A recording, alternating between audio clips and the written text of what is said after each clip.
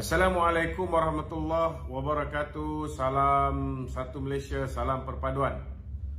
Kita ke udara sekali lagi bermalam ini untuk membicarakan isu-isu semasa ini. Tutup lampu. Malam ni tuan-tuan, tajuk utama yang kita nak bincangkan ialah berhubung dengan kenyataan yang dikeluarkan oleh Muhyiddin Yassin ketika beliau berucap dalam parlimen hari ini, saudara. Ucapan-ucapan yang keluar daripada mulut Muhyiddin Yassin seolah-olah macam dengan duit dana yang berbilion ke beratus juta ke, kita tak tahu berapa jumlah sebenar yang disapu oleh mereka ni. Kalau ikut laporan daripada pihak SPRM, Adam Radlan mengatakan beliau antara orang yang menjadi orang tengah untuk kolek di antara 3 hingga 5%. Tetapi maklumat terkini yang kita terima, tuan-tuan, ianya di antara 8 campur 2%, iaitu 8% yang dapat pada individu tertentu dan 2% commission. Maknanya setiap projek ada yang sampai ke 10%, tuan-tuan. Itu sebab kita tengok mereka mempunyai kekayaan luar biasa. Namun kita tunggu akhirnya bila perkara ini dibawa ke mahkamah, kita tengok sebenarnya berapa persen yang mereka benar-benar terima. Saya yakin, tuan-tuan, saya yakin dengan dana yang sepatutnya ada kepada Muhyiddin ini, beliau mampu membeli beribu-ribu cermin untuk mencermin pada diri dia sendiri. Tapi macam tak ada cermin kat rumah dia, tuan-tuan. Jadi malam ni kita akan ulas satu persatu apa yang diperkatakan oleh Muhyiddin Yassin dan kita akan jawab, insya-Allah. Okey, tanpa melengahkan masa, sesiapa yang ada soalan bolehlah ajukan soalan anda di talian 011359540044. Ada Azman? Si apa ni? Orang Korea saya tak? Tak. Habis nombor kat dia. Nanti cuba. Boleh ajukan juga kepada saudara Azman di talian 018 2668 274. Okey, silakan. Assalamualaikum, Datuk. Waalaikumsalam. Tan Sri Muhyiddin mengatakan bahawa tiada langkah-langkah yang komprehensif diambil oleh kerajaan perpaduan dalam menangani isu rakyat sejak beberapa bulan ini. Habiskanlah apa dia cakap tu. Itu apa dia? Kau tak habis dia cakap pasal Black SP. Belum lagi. Okey. Muhyiddin, tuan-tuan, mengatakan bahawa tidak ada langkah-langkah komprehensif dalam menangani isu rakyat. Dalam erti kata lain, tuan-tuan, dia gagal mencerminkan betapa gagalnya kerajaan dia, tuan-tuan. Kerajaan dia gagal bukan hanya menyebabkan rakyat tidak boleh keluar mencari makan secara sempurna, tuan-tuan. Bukan hanya kerana kepentingan temolok dia untuk mengekalkan kuasa sebagai Perdana Menteri, dia sanggup lockdown satu negara untuk mengisytiharkan darurat supaya orang tak boleh pergi ke parlimen untuk membuat undi tidak percaya kepada dia. Saudara, tergamak dia boleh mengeluarkan kenyataan mengatakan kerajaan ini tidak ada langkah-langkah yang komprehensif dalam mengatasi masalah rakyat.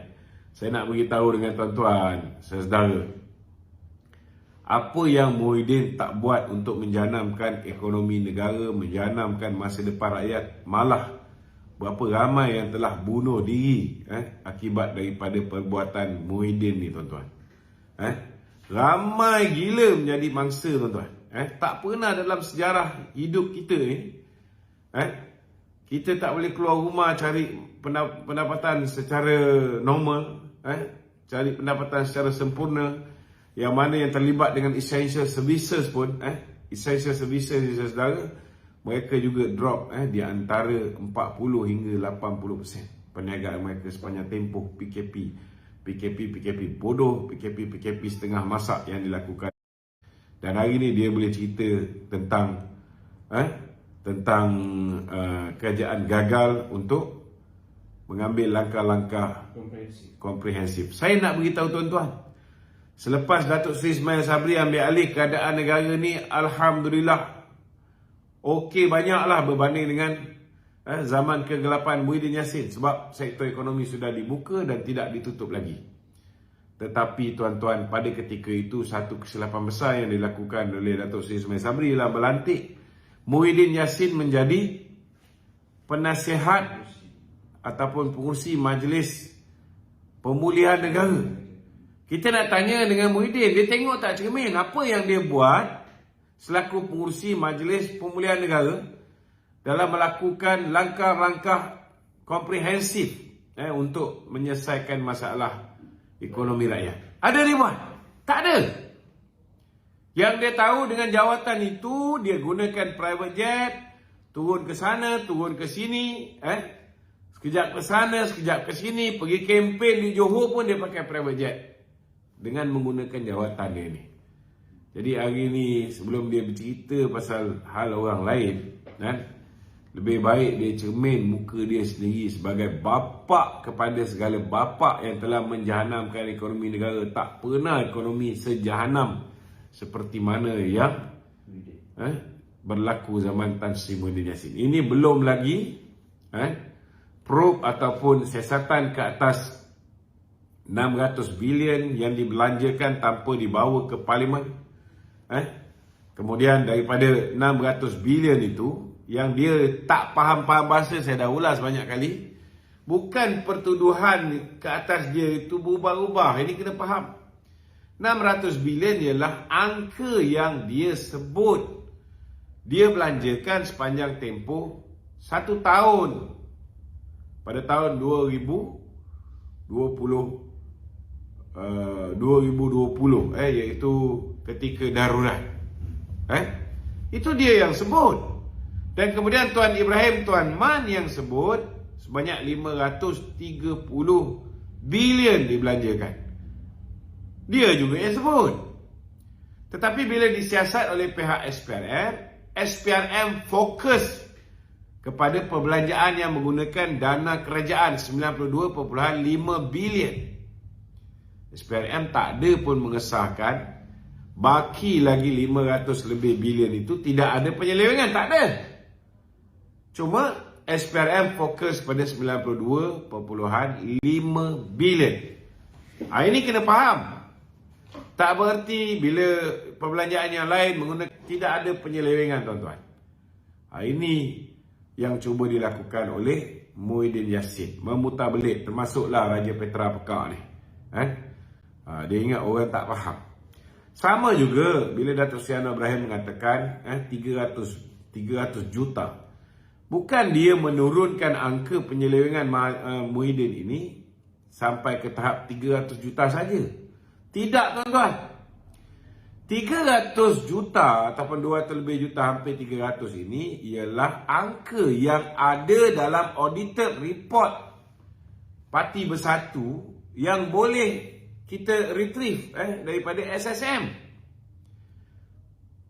Saya nak beritahu tuan-tuan, orang bodoh mana yang masukkan keseluruhan duit rasuah yang dia terima, sogokan yang diterima di dalam akaun parti, di dalam sistem. Yang dia masuk dalam sistem ni, tuan-tuan, celah gigi dia sikit je. Yang Datuk Seri Anwar sebut hampir 300 juta. Ini sebenarnya apa yang dilaporkan dimasukkan ke dalam akaun Bersatu.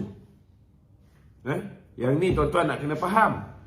Bukan itu jumlah yang Bersatu terima. Kalau setakat 300 juta masuk akaun Bersatu, tuan-tuan, macam mana dia orang boleh belanja berbilion ringgit, memberikan rasuah berskala besar seluruh negara sepanjang tempoh pilihan raya?